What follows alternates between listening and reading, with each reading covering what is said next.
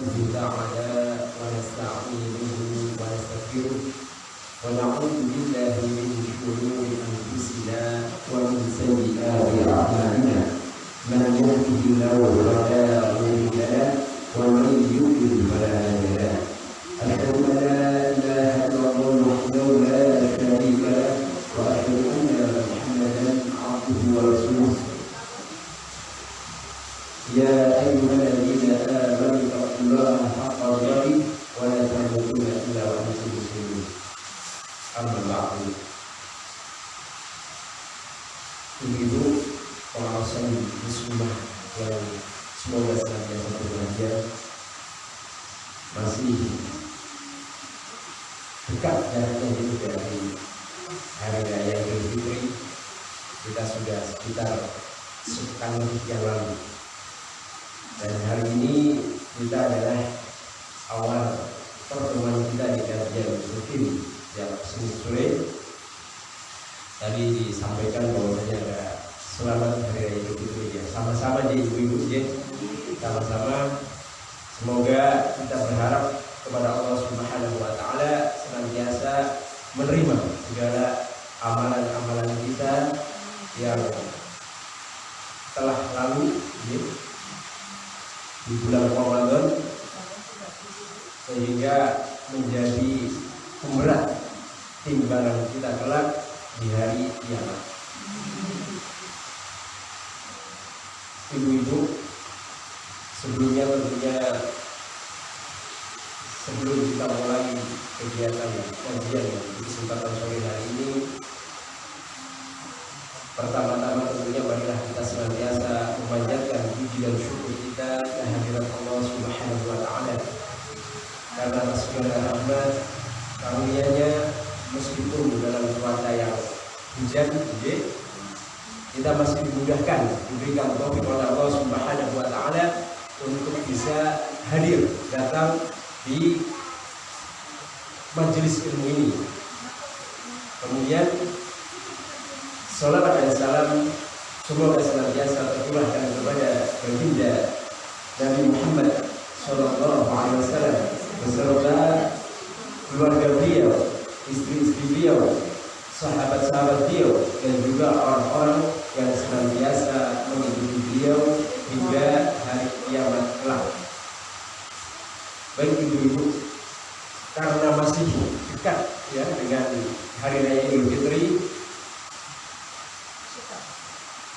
jadi di sini tetap kita berharap kepada Allah Subhanahu wa taala agar menjadikan kita bagian dari minal qaidin wal faizin.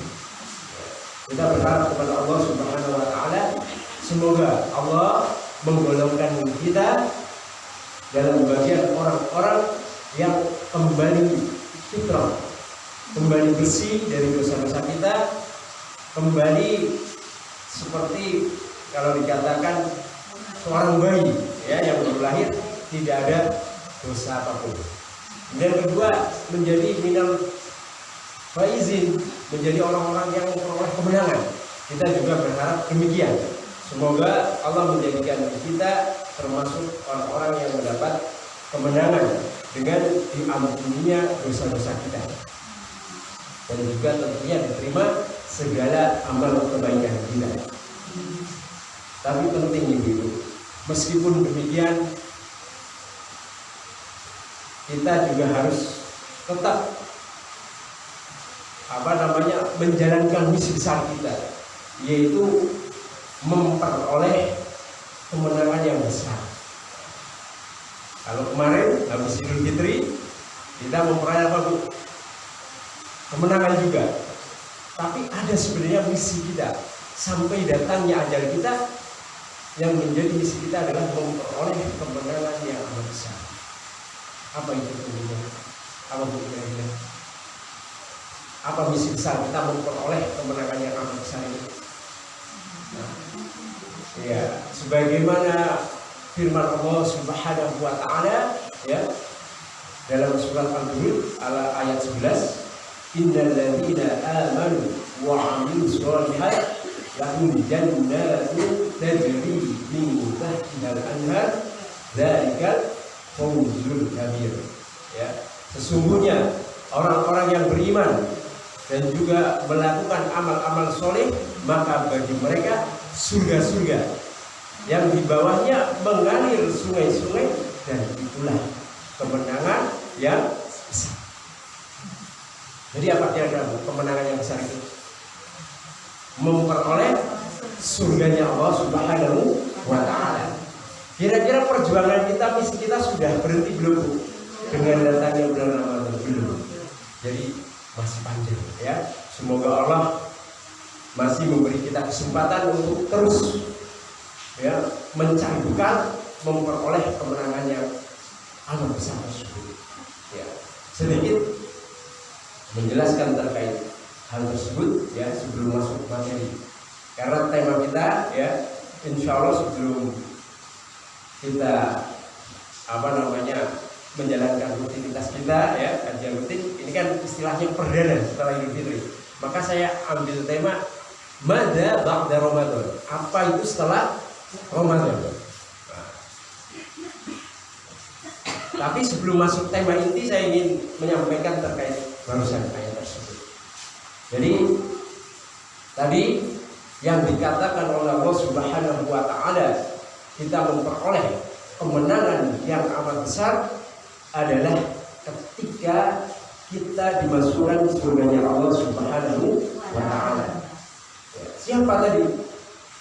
Adalah orang-orang yang beriman. Orang-orang yang beriman. Siapa tentunya orang-orang yang beriman? Atau apa itu iman sendiri? Ya, kita masuk ke dalam hal tersebut, sedikit kita singgung. Tadi dikatakan orang-orang yang beriman. Berarti kita harus tahu apa sih itu iman itu. Iman secara bahasa adalah percaya, meyakini. Secara bahasa.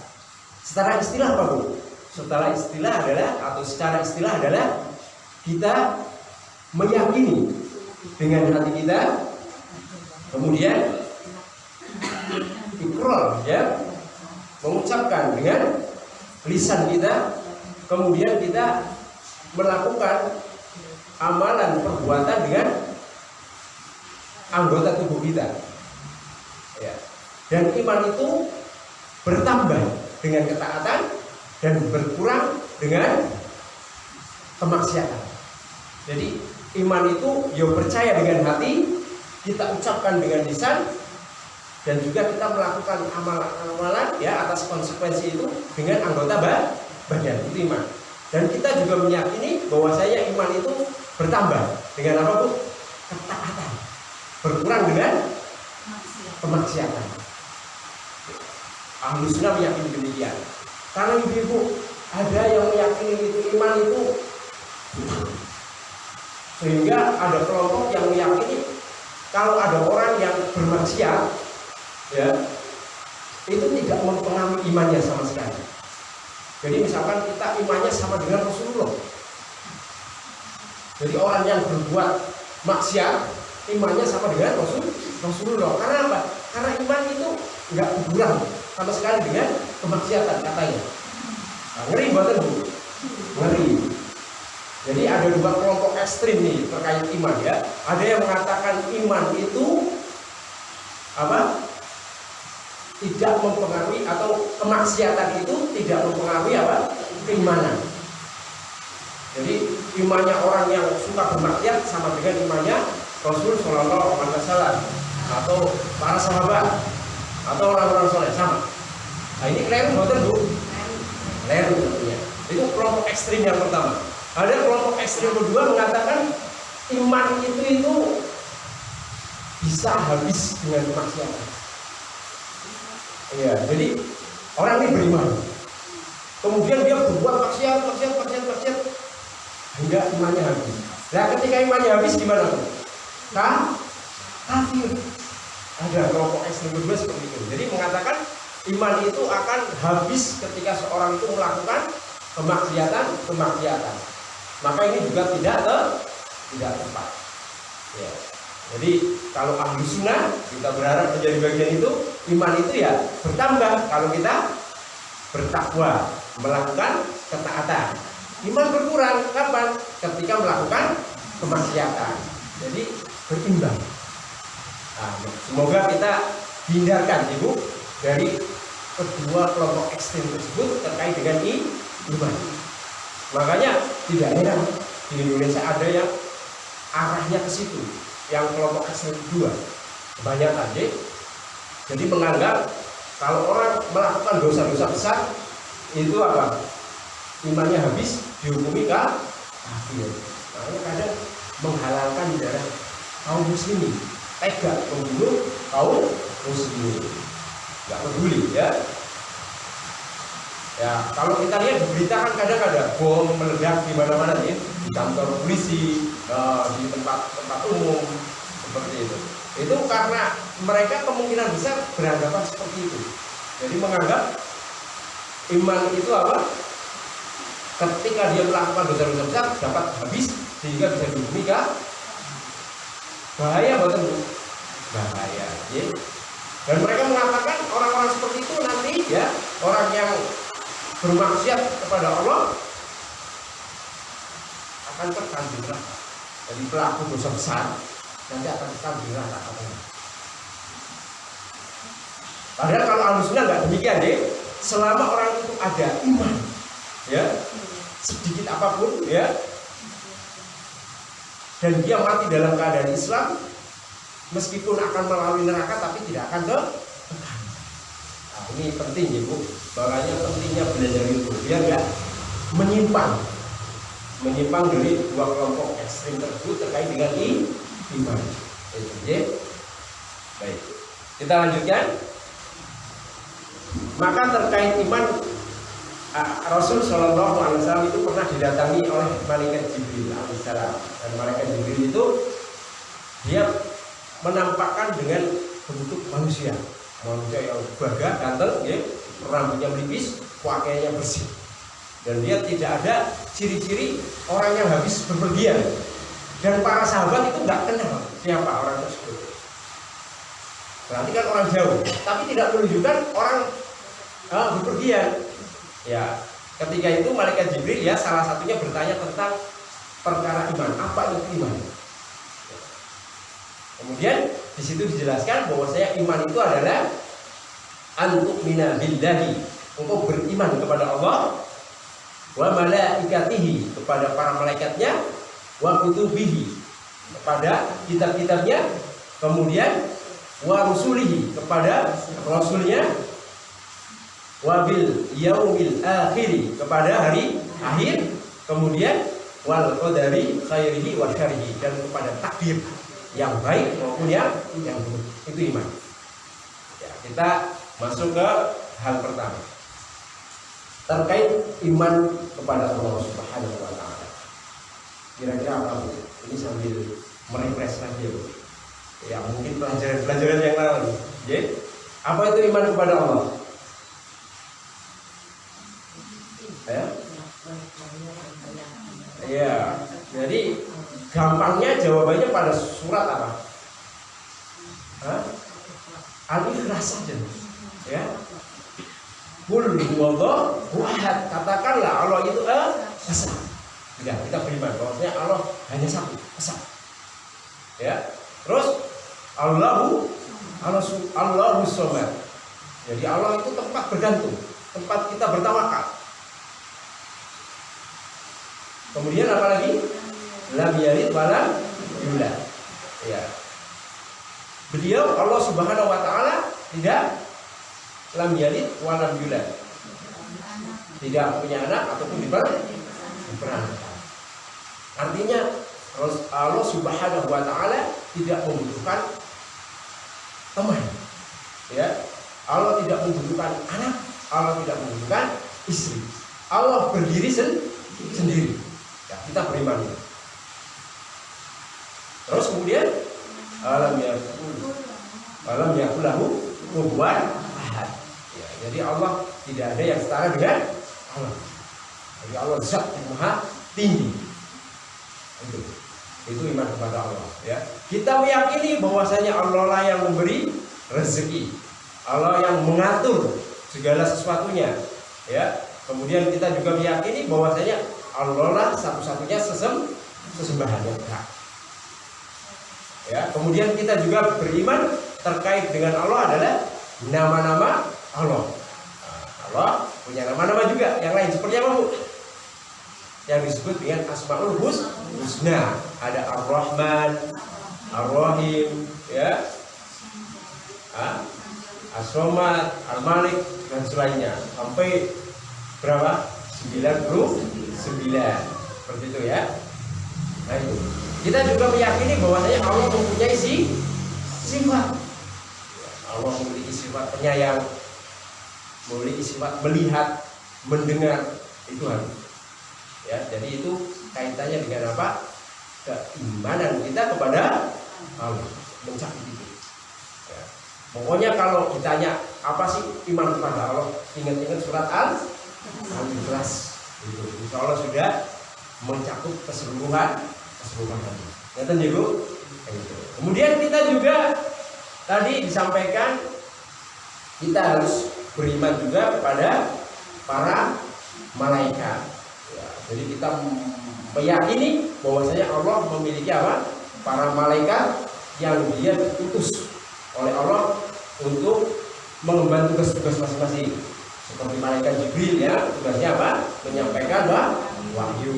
Ada yang tugasnya mencabut nyawa, ya. Ada yang tugasnya mencatat amal baik dan buruk. Kita mengimani bahwasanya malaikat pasti melakukan apa yang diperintahkan oleh Allah Subhanahu wa Ta'ala, dan mereka tidak bermaksiat kepada Allah. Itu ya, Bu. Pokoknya harus kita beriman. Walaupun kita belum pernah lihat malaikat, tapi kita meyakini, ya, seperti itu, percaya. Itu adalah iman. Makanya secara berbahasa tadi apa maknanya? Percaya, harus percaya. Itu. Kemudian setelah kita beriman kepada para malaikat, tingkatan berikutnya apa? Beriman kepada kitab-kitab Allah Subhanahu wa Ta'ala. Seperti kitab apa, Bu? Yang pertama Al-Quran ya. Al-Quran yang diturunkan kepada Nabi Muhammad Sallallahu Alaihi Wasallam. Kemudian ada Injil, ada Taurat, ya, ada Zabur juga, ada Suhuf Ibrahim.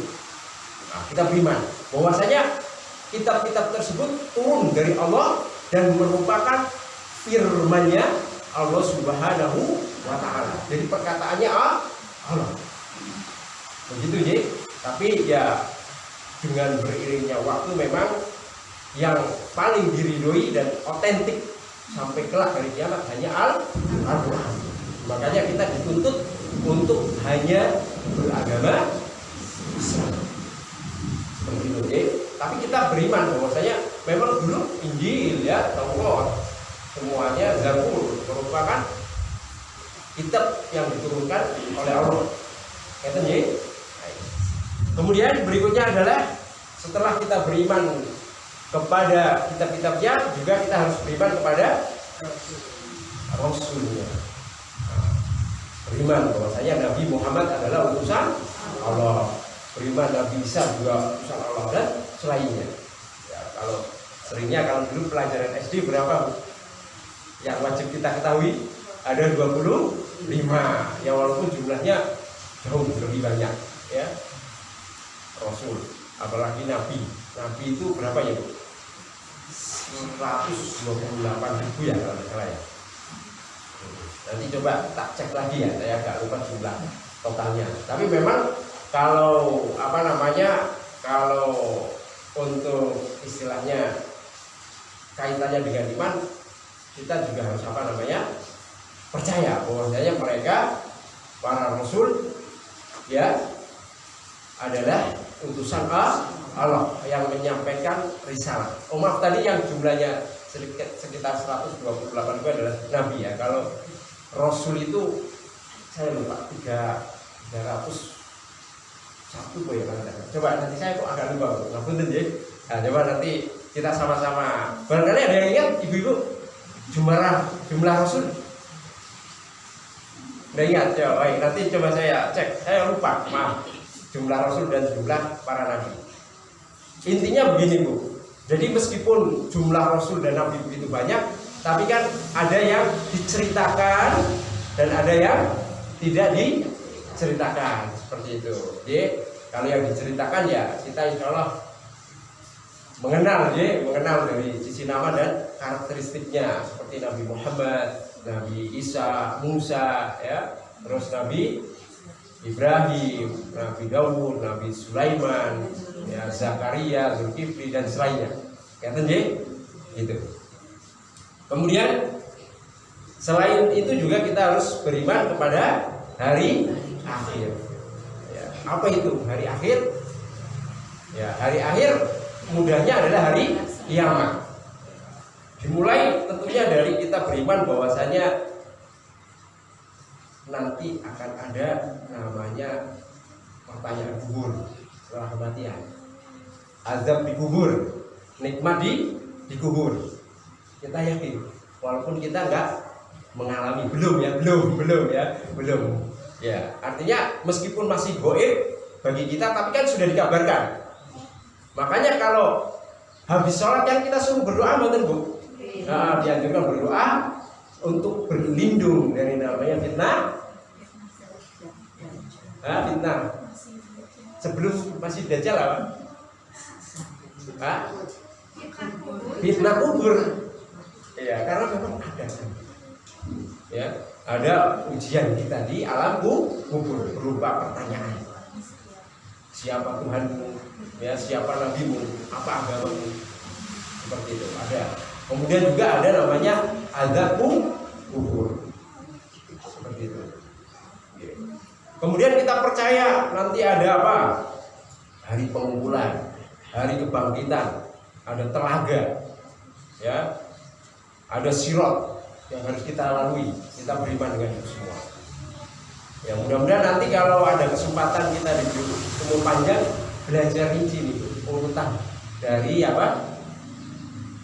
Dari perkara hari akhir itu, dimulai dari alam kubur sampai dengan nanti masuk surga. Sudah dijelaskan dalam agama ini. Nanti mudah-mudahan diberikan. Tapi saya janji dulu mau membahas fikih dulu ya. Fikih nikah. Insya Allah nanti kalau dimudahkan di pertemuan berikutnya saya akan membahas fikih nikah dulu. Nanti setelah selesai mungkin kita akan membahas itu, ya, terkait dengan kehidupan. Nah, setelah kematian seperti apa tahapannya. Baik.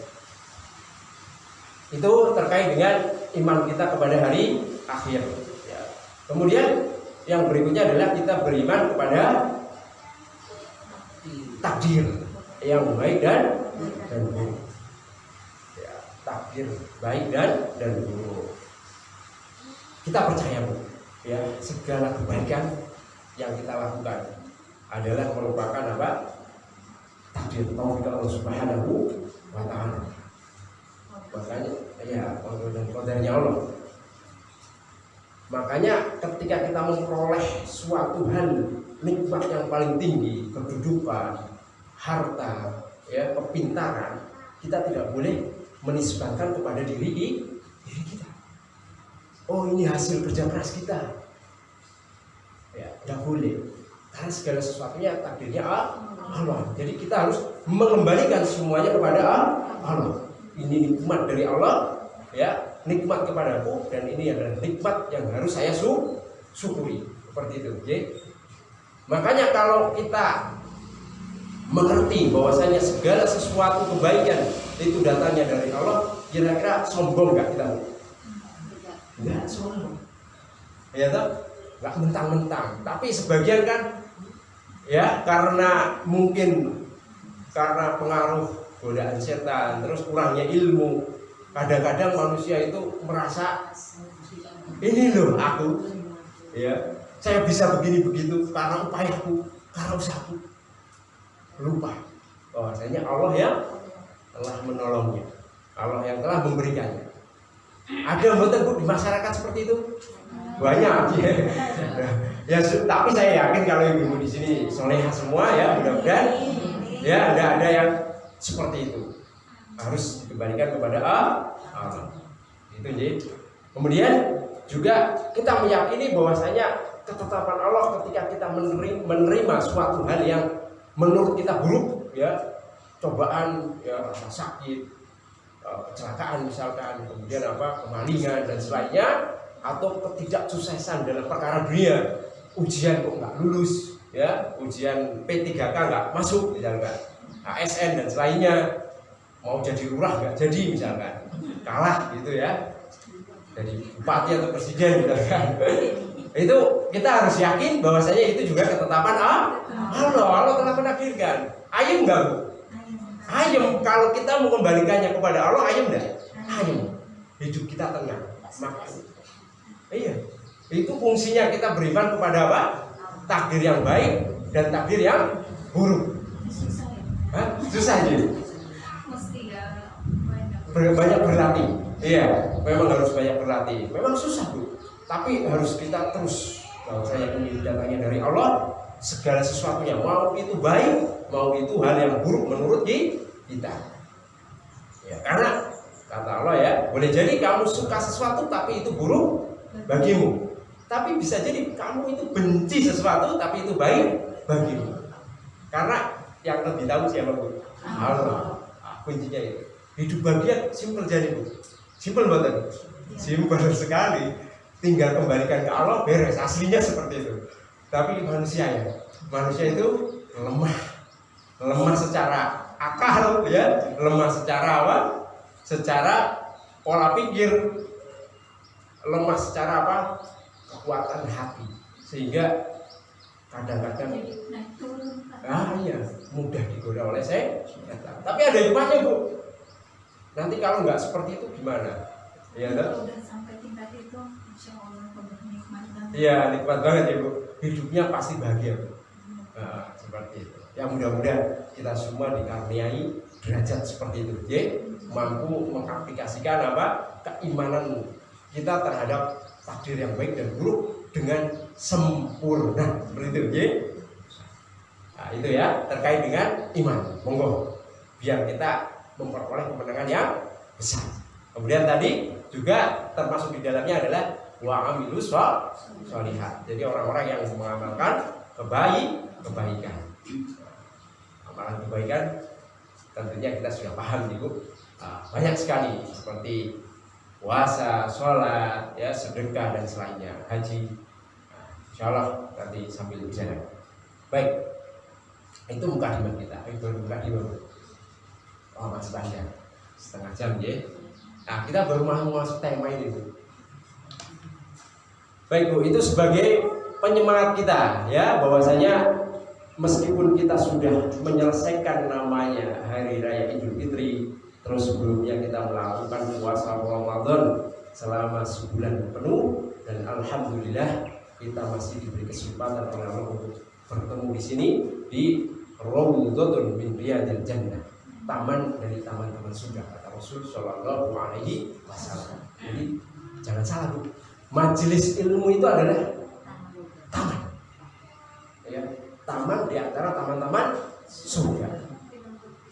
Ya. Karena kalau kita dalam majelis pasti hawanya ingatnya siapa? Allah. Gitu, jadi iman kita biasanya makin bertambah di situ, termotivasi. Ngerti nggih? Baik, kita masuk tadi temanya apa Bu? Madza ba'da Ramadan. Apa itu setelah Ramadan? Maka untuk mengawali tema kita ya, tadi sudah saya sampaikan sedikit mukadimah. Kemudian terkait dengan apa itu setelah Ramadan. Ramadan adalah syahrul taqwa, bulan takwa, di mana pada bulan Ramadan kita akan diberi kemudahan untuk mengamalkan berbagai macam ketaatan. Ya, dimulai dari tentunya adalah puasa wajib pada siang hari, kemudian sholat malam di malam harinya, kemudian bersedekah lebih derma, ya, zikir diperbanyak dan selainnya. Tapi kadang ibu-ibu, mohon maaf, sebagian kita setelah selesai bulan Ramadan memasuki Idul Fitri lupa apa yang sudah dikerjakan pada bulan Ramadan. Rasanya bebas lupa. Iya. Rasanya Iya, kayak bebas. Lepas gitu. Jadi kadang banyak amalan-amalan yang rutin kita kerjakan di bulan Ramadan sudah tidak lagi dijalankan setelah bulan Ramadan. Terbukti Bu, ngapunten. Malam pertama kita di bulan Syawal, saya yakin banyak orang yang sudah meninggalkan setidaknya salah satu amalan yang rutin dikerjakan di bulan Ramadan. Apa Bu kira-kira? Sholat malam. Sibuk menyiapkan besok Idul Fitri, ya. Sholat banyak diterima. Hah? Justru sholat malam Idul Fitri itu malah itu diutamakan kalau ingat loh. Iya. Ya, tapi banyak orang Kebanyakan yang melupakan rutinitas itu. Boten, injin boten. Kan justru orang tahu, kan Iya. orang tahu sama tidak. Nggih, lah iya, makanya mayoritas. Ya tuh, ada yang jalan-jalan alun-alun ya. Dengan mercon-mercon mereka der sampai jelang pagi kadang. Ya, sebagian masih agak mending takbiran ya.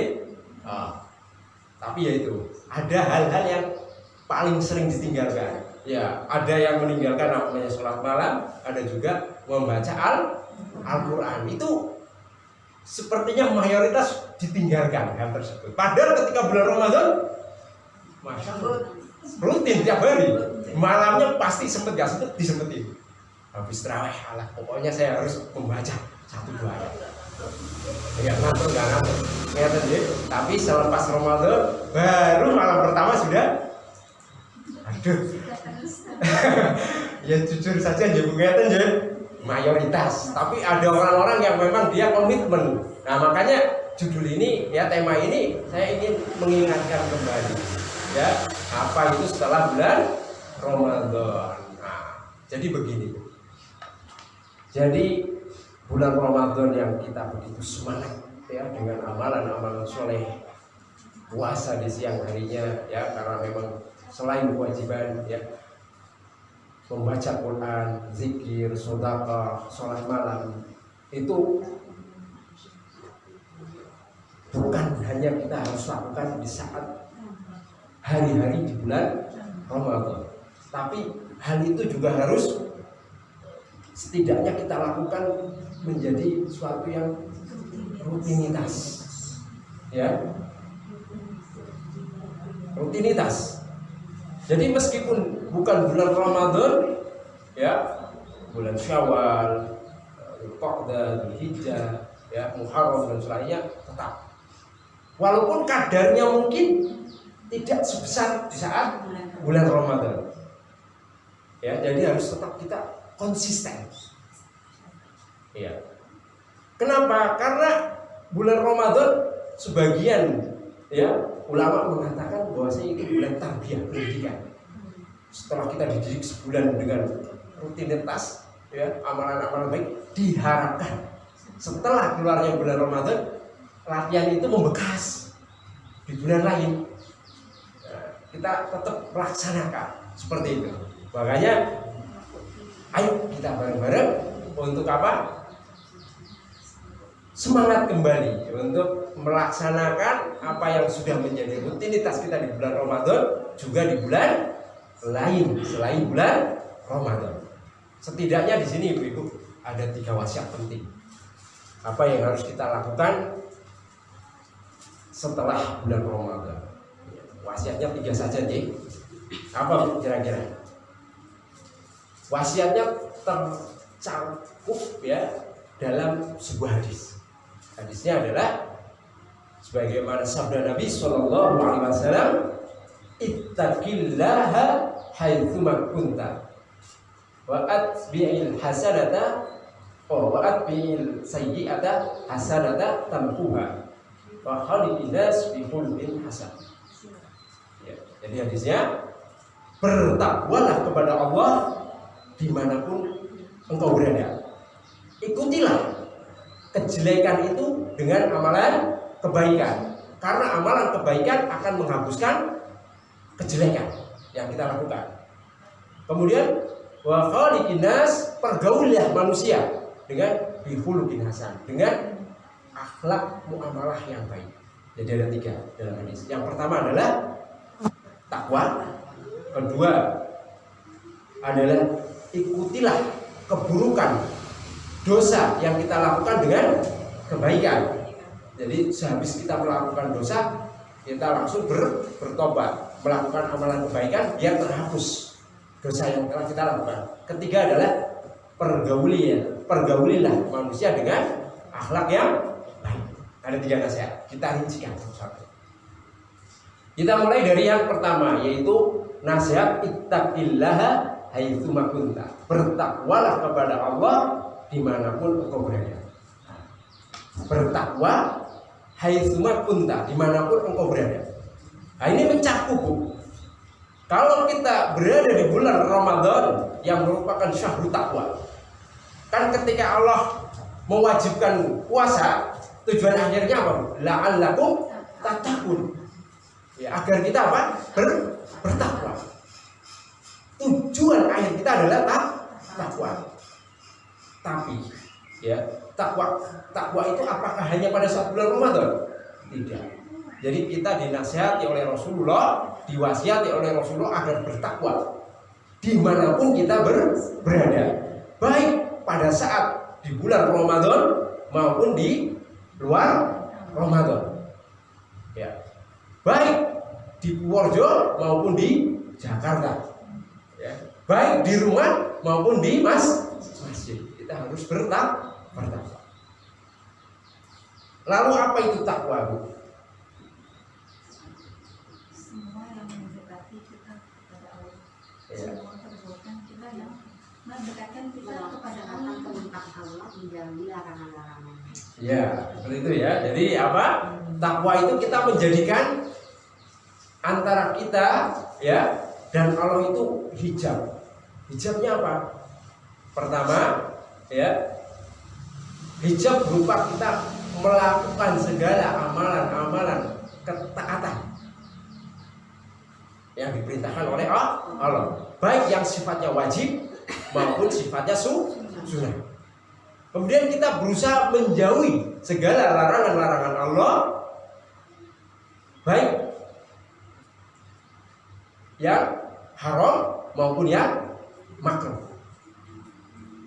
Dalam rangka apa, Bu? Menghijabi apa? Tadi kan dikatakan hijab. Dalam rangka menghijabi diri kita dengan Allah dari sisi biar kita terhindar dari kemurkaan Allah, marahnya Allah, dan juga azabnya Allah. Itu takwa. Jadi kita membuat hijab dengan Allah dengan melakukan ketaatan dan menjauhi larangan. Hijabnya adalah agar kita terhindar dari apa? Kemurkaan, marah, dan azabnya Allah. Itu takwa. Iya. Makanya kuncinya 2 ini. Apa? Taat dan juga apa? Menjauhi maksiat. Intinya itu takwa. Dan takwa, ibu-ibu, ya, takwa itu adalah perkara yang kelak akan banyak memasukkan seorang hamba itu ke dalam surganya Allah Subhanahu wa Ta'ala. Ya. Rasul Shallallahu Alaihi Wasallam itu pernah ditanya nih, ibu. Jadi pernah ditanya oleh seseorang. Ditanya, apa sih ya Rasulullah perkara-perkara yang dapat memasukkan itu seseorang ke dalam surga? Ditanya. Dijawab tentunya kan oleh Rasul Shallallahu Alaihi Wasallam. Aksaru ma yudkhilal jannah atau ma yudkhilul jannata taqwallah wa husnul. Jadi perkara-perkara yang banyak memasukkan seorang itu ke dalam surga adalah takwa kepada Allah yang pertama, kedua adalah husnul khuluq, akhlak yang baik. Makanya tadi kaitannya dengan itu. Nanti saya rincikan biar makin mantap ya, insya Allah. Jadi intinya pada apa? Takwa. Ya. Jadi ibu-ibu, mari ya, setelah kita mengerti apa itu definisi takwa dan kita diwasiatkan oleh Rasul Shallallahu Alaihi Wasallam untuk bertakwa, dimanapun kita berada, ya, di hari Sabtu maupun Kamis, ya, di bulan Ramadan maupun di luar Ramadan, di masjid atau di rumah ataupun dimanapun, kita harus bertakwa dengan menjalankan segala ketaatan dan juga menjauhi segala larangan. Kata J? Baik Bu, itu terkait dengan takwa. Nasihat pertama adalah takwa.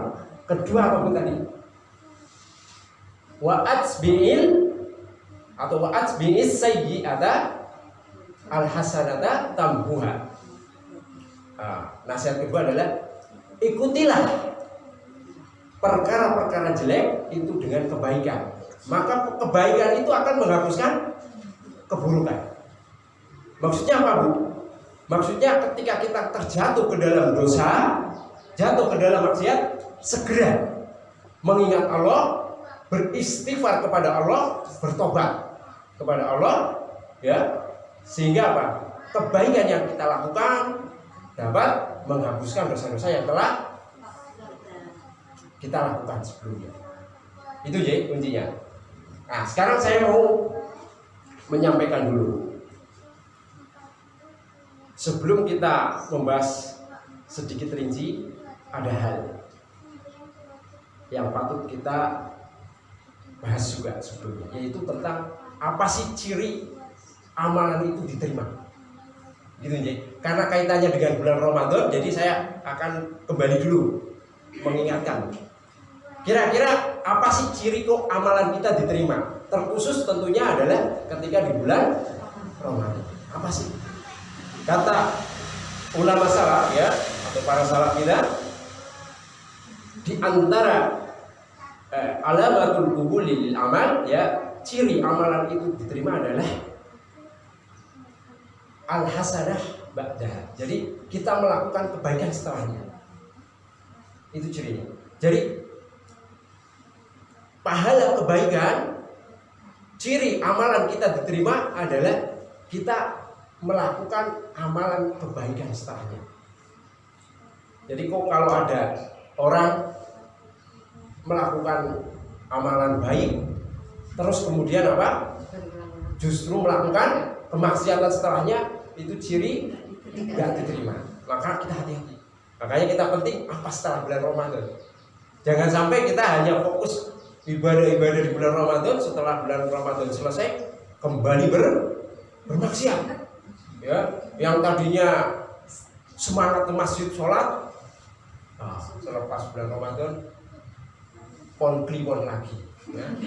Kliwon, ya, kadang sholat, kadang enggak. Nah, ini kan musibah. Ya, seperti itu.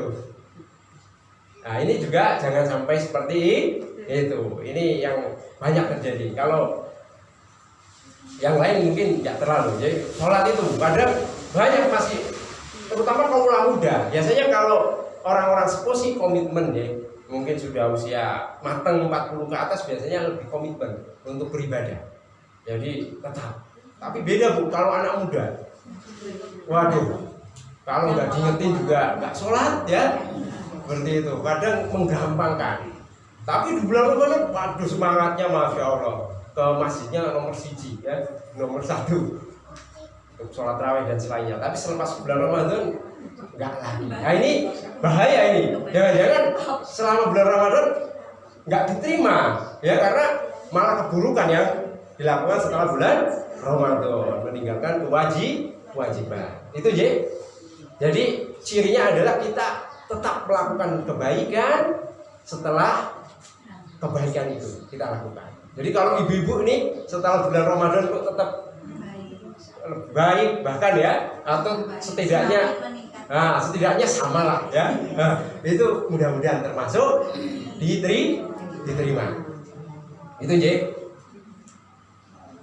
Lah, tadi kan dikatakan adalah kebalikannya.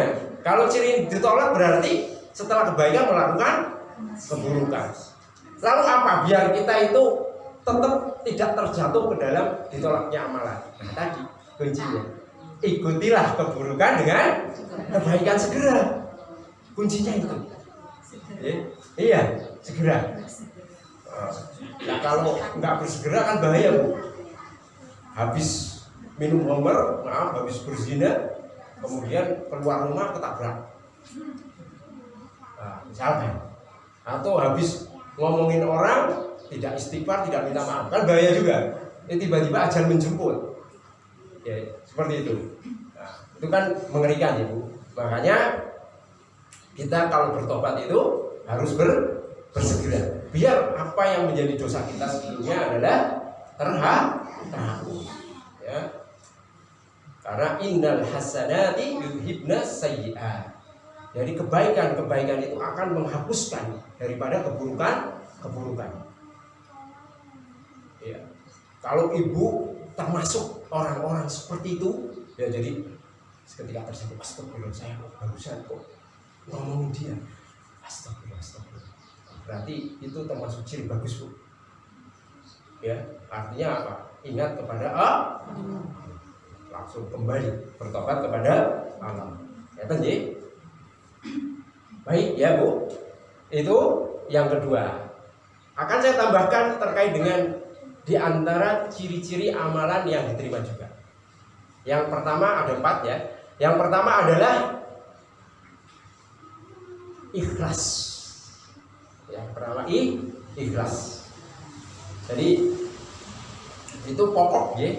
Nah, ciri amalan yang diterima yang pertama adalah ikhlas. Jadi ketika itu ada seseorang tanya kepada Fudail bin Iyad, salah seorang ulama, tanya atau beliau mengungkapkan bahwasanya al-amalul hasan, jadi amalan yang baik itu adalah akhlasuha ya wa aswabuha. Jadi ciri amalan yang baik itu adalah yang paling ikhlas.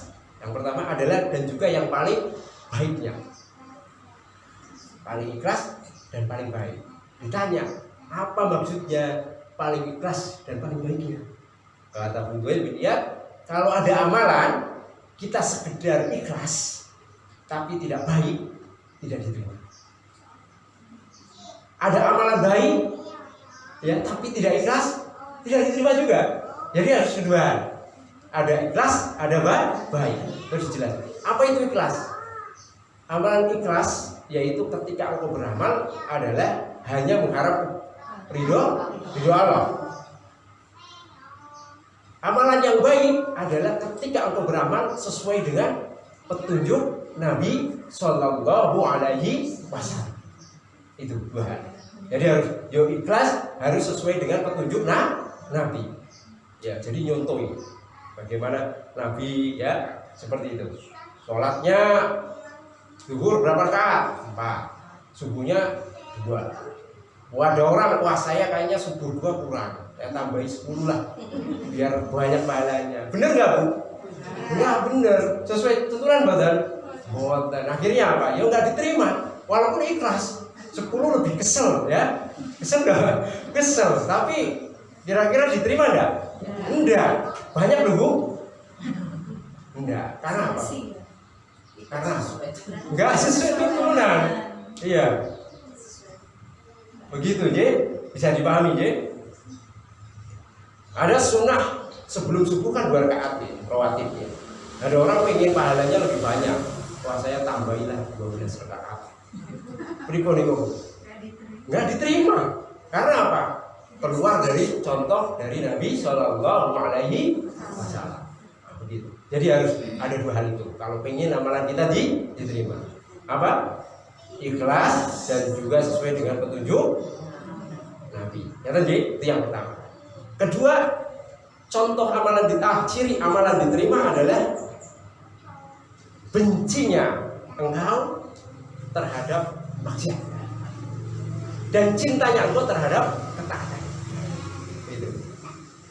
Itu ciri diterima. Jadi pas bulan Ramadan kita kok benci dengan maksiat, nggak seneng nih melakukan maksiat ini, berarti itu ciri diterima. Tapi seneng nih melakukan ketaatan, seneng membaca Al-Quran, seneng bersedekah, seneng menyambung silaturahmi dengan tetangga, ya, dengan kerabat, dengan ibu, dengan ayah, dengan anak.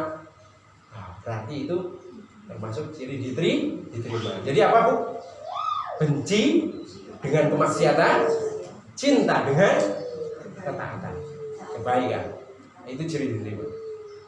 Makanya penting nih Ibu menanamkan hal tersebut. Ya, harus kita menanamkan nggak seneng dengan maksiat. Jangan malah mendekati. Ya, tapi memang namanya manusia terjatuh, pasti terjatuh, nggak sadar kadang. Ya, makanya itu tadi harus segera kembali dengan melakukan ketaatan biar terhapus. Itu yang kedua Bu. Kemudian ketiga adalah al-mudawwamatu 'alal amali sholih. Berkesinambungan, konsisten, komitmen untuk melakukan amal-amal sholih. Jadi kalau setelah melakukan ketaatan di bulan Ramadan, selepas bulan Ramadan tetap komitmen. Biasanya sholat malam, setidaknya sholat witirnya. Ya, kalau nggak mampu bangun malam nih tahajud, setelah isya aja, habis sholat rawatib 2 rakaat, nyambung 3 rakaat untuk sholat witir. Sudah nanti nggak kebangun nggak masalah, bangun sudah subuh misalkan. Kalau takut nggak bangun, kalau bisa, wah saya pasti bangun insya Allah jam 3 misalkan, lakukan. Nah itu maka insya Allah ciri-ciri yang amalan kita mudah-mudahan diterima yang sebelumnya. Itu ya. Kemudian keempat adalah tadaruka ya, tadakaruka mengingatnya kamu dengan lil akhirah, kepada akhirat. Jadi mengingatnya kamu terhadap akhirat termasuk ciri amalan diterima. Jadi kalau kita beramal soleh ya, kemudian kok ingat bahwasanya ini untuk bekal di akhirat, maka itu termasuk ciri amalannya diterima. Jadi sedikit ya Bu. Jadi ada kisahnya. Fudail bin Iyad itu pernah bertemu dengan seseorang. Ditanya, berapa usiamu? 60 tahun. Dia jawab. Fudail mengatakan, sekarang kamu sudah melakukan perjalanan menuju Allah selama 60 tahun dan kamu akan sampai. Maksudnya akan meninggal. Maka orang itu mengatakan inna lillahi wa inna ilaihi raji'un. Ditanya, apa maknanya? Maknanya kata orang tersebut, saya itu hamba Allah dan saya akan kembali kepada Allah. Kemudian dijelaskan ya, ditanya tafsirnya sama Fudail bin Iyad. Kemudian Fudail bin Iyad menjelaskan apa sih tafsirnya ya. Kamu tahu bahwasanya kamu hamba Allah, kamu akan kembali kepada Allah dan kamu akan berdiri di hadapan Allah dan kamu akan mempertanggungjawabkan segala sesuatu yang ada pada kamu ketika di dunia. Maka persiapkanlah jawabannya. Suruh mempersiapkan jawabannya. Ditanya apa yang harus kamu siapkan? Tanya seperti itu. Maka dia diperingatkan berbuat baiklah dan juga beristighfar dari apa yang tersisa dari usiamu dan juga yang tersisa dan juga yang telah kamu lakukan selama 60 tahun ke belakang. Jika engkau melakukan demikian, maka kamu akan diampuni, mau baik yang akan datang maupun yang telah lalu. Itu kuncinya. Jadi ketika kita di sisa usia kita melakukan amalan baik, kemudian memperbanyak istighfar, baik untuk masa yang telah lalu maupun akan datang, maka niscaya Allah akan mengampuni dosa-dosa kita yang telah lalu maupun yang akan datang. Tapi jika kamu kok setelah ini melakukan banyak kemaksiatan, kamu akan diazab dengan dosa-dosamu yang telah lalu maupun yang akan datang. Kuncinya itu ya. Itu mengingat akhirat, bahwa saya ketika kita usianya udah 60 tahun, 70 tahun, kita sudah selama itu datang menuju Allah. Sehingga barangkali 1 tahun lagi kita sampai setidaknya ya. Tapi kita benci nggak benci ya Bu, kita bakal mengalami hal tersebut ya. Saya sedikit cerita ya Bu. Jadi kemarin saya baru ditinggal salah seorang sahabat dan juga murid saya, yang beliau itu masih usia 52 tahun. Saya tidak pernah bersedih, melainkan sesedih ini ketinggalan beliau. Kenapa kok bisa? Jadi beliau itu ikut belajar dengan saya itu bahasa Arab 2 kali dalam sepekan. Yang satu sesi pagi ya sama guru-guru di tempat saya mengajar, beliau ikut, dan juga yang kedua sesi malam. Beliau itu semangat sekali, adabnya luar biasa. Ketika beliau benar-benar nggak bisa menemui saya, izin, saya maaf, saya nggak bisa ngikutin, saya besok mau periksa ke dokter di Jogja. Jadi saya khawatir nanti saya kalau begadang kecapean karena sakit tuh Bu, perjalanan jauh naik motor ke Jogja. Sakitnya ternyata TBC, hingga akhirnya pada hari Selasa kalau nggak salah nih, hari apa ya saya awal masuk kemarin, hari Kamis Rabu awal masuk, Kamis hari kedua kodar beliau meninggal di rumah sakit sini, sedih sekali. Nah itu baru 52 tahun, tapi banyak orang itu yang mendoakan. Ternyata setelah dirunut, saya cari tahu kenapa kok beliau itu banyak yang belasungkawa. Bahkan beberapa hari setelahnya di grup-grup itu masih banyak yang mengaminkan doa yang pertama itu. Saya lihat ternyata ada yang cerita ketika dia datang pertama kali ke masjid untuk kajian, beliau menyamperin, datangi dia, tanya, kamu dari mana, siapa namanya, dibaik-baikin, ditanya. Beliau juga kalau kajian semangat, datang lebih awal. Siapapun disalami. Kalau Bu percaya, kalau nganter anak sekolah ya, kan ada salah satu anaknya yang paling kecil di SD Tinggi ya, di Tombol kan. Itu dari jauh kita lagi berdiri menyambut anak, assalamualaikum, salam. Jadi nggak ada wali murid yang lain selain itu. Dia dari jauh udah salam. Memang nggak turun, dia nggak menyamperi kita karena kan lagi sibuk, takut mengganggu. Tapi dia salam meskipun jauh. Masya Allah. Seperti itu. Jadi ini sebagai mudah-mudahan karena banyak orang yang suka dengan akhlak beliau ya, beliau termasuk kematiannya menjadi kematian yang husnul khotimah. Banyak doa yang diucapkan untuk beliau seperti itu. Beliau meninggal juga karena sakit ya. Kalau orang muslim meninggal karena sakit itu bisa menjadi penggugur dosa-dosanya. Bisa husnul khotimah. Artinya kita berharap kita pun kalau bisa meninggal dalam keadaan husnul khotimah, dengan senantiasa mengingat kematian.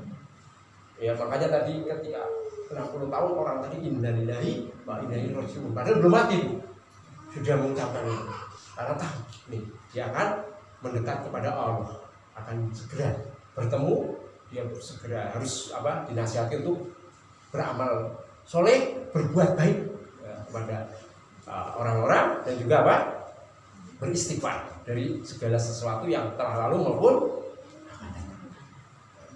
gitu nggih.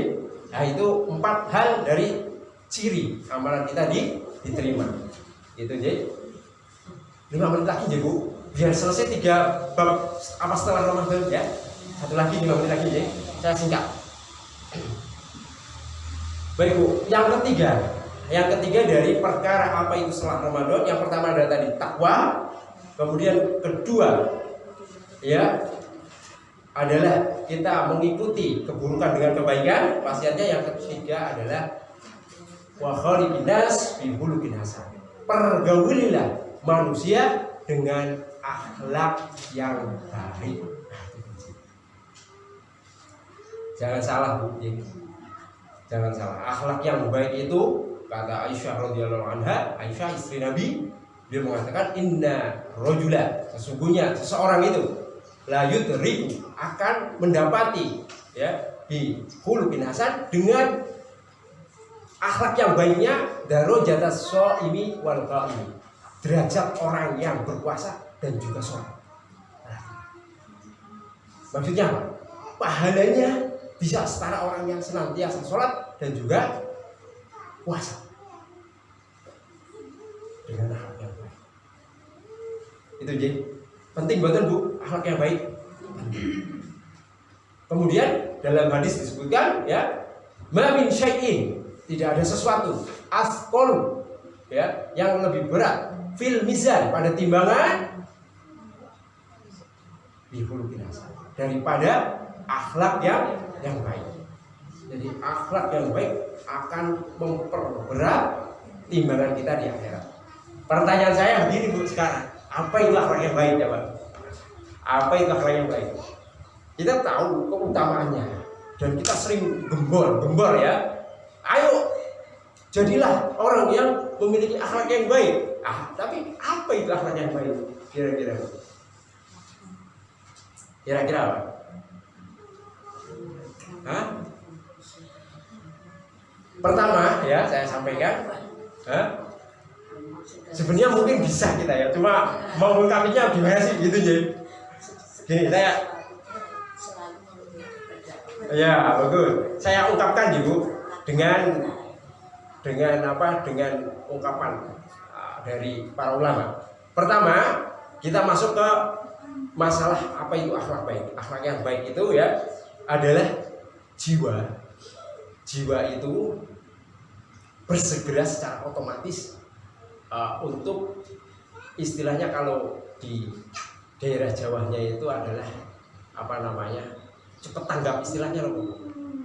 Kalau cepet tanggap, peka ya, peka. Kalau istilah Jawanya, kalau apa saya lupa istilahnya. Jadi ketika orang butuh bantuan dia segera membantu. Pengertian ya, pengertian. Ya, punya pengertian, paham situasi. Super lah, apalagi itu istilahnya. Ada yang spesifik lagi, tapi kok tadi ingat terus sekarang lupa ya. Ya intinya adalah pengertian ya Bu. Jadi dia istilahnya adalah ringan tangan, betul ya, ringan tangan kalau bahasa Indonesia ringan tangan. Tapi saya pengen ungkapan bahasa Jawa biasanya apa? Umumnya adalah enteng tangan ya, entengan, entengan. Ada Bu istilah seperti itu? Entengan. Ya, entengan. Itu akhlak yang baik, entengan. Ya, istilahnya gitu. Jadi dia udah otomatis Bu, nggak dibuat-buat. Jadi orang tersebut itu entengan. Iya, orang butuh apa? Iya, cek. Nah, itu. Ya, garcep kalau bahasa sekarang. Iya, garcep ya. Nah, itu enteng tangan. Dan juga kata Abdullah bin Mubarak itu adalah dia adalah bastul wajhi. Jadi dia selalu menampakkan kepada orang-orang tetangganya, sahabatnya itu wajah yang berseri-seri. Mbak, apa? Cemberut. Ada ya sebagian ada mas. Adalah tadi Mbak bil ma'ruf ya. Aduh, kok lali ya kita. Ya, dia terus apa namanya? Melakukan perbuatan apa? Baik kebaikan. Saya kok lupa ungkapan Abdul Ma'ruf. Banyak bercanda itu.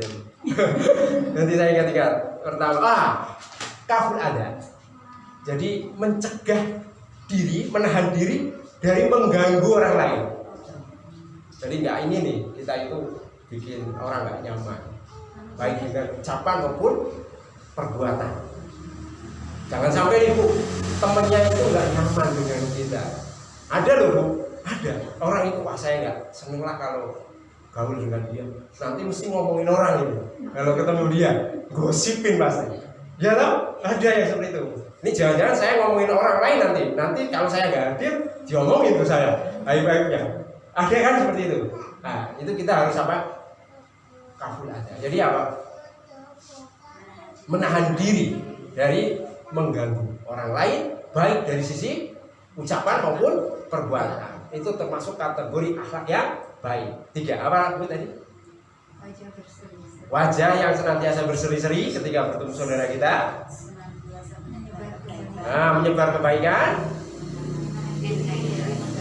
Menjaga diri dari mengganggu orang lain, baik dengan tangan maupun lisan.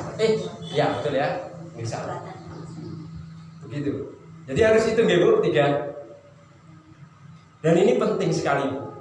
Makanya tadi saya flashback ke depan, ketika dikatakan apa yang paling banyak memasukkan seseorang masuk surga, dijawab apa? Takwa dan akhlak yang baik. Kok bisa? Karena begini Bu, banyak orang memahami ketakwaan itu kadang agak bermakna sempit. Hanya sekedar apa? Sholat, puasa, zakat. Gimana? Dan dia lupa kalau ada hal lain yang harus dia kerjakan, yaitu muamalah yang baik kepada suami terutama, kepada anak-anak, kepada orang tua, kepada tetangga dan juga teman-teman. Lupa itu, sehingga tidak dimasukkan ke dalam makna takwa. Padahal harus dua itu.